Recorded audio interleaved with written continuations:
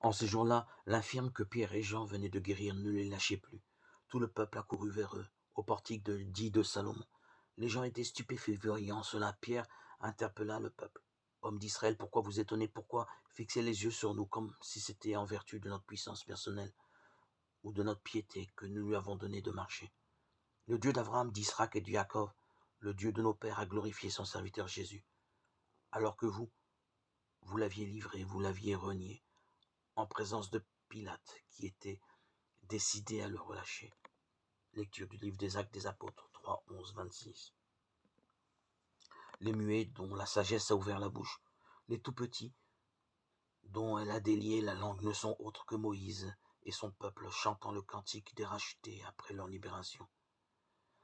Mais ce sont aussi des peuples divers que le Seigneur a appelés à la grâce du baptême et qui sont désormais chargés d'annoncer les merveilles de celui qui les a appelés à son admirable lumière.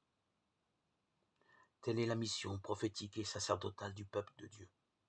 Il la remplira dans la mesure où tous les baptisés auront au cœur la même foi et dans leur acte le même amour. D'un seul cœur, chantons la main victorieuse du Seigneur.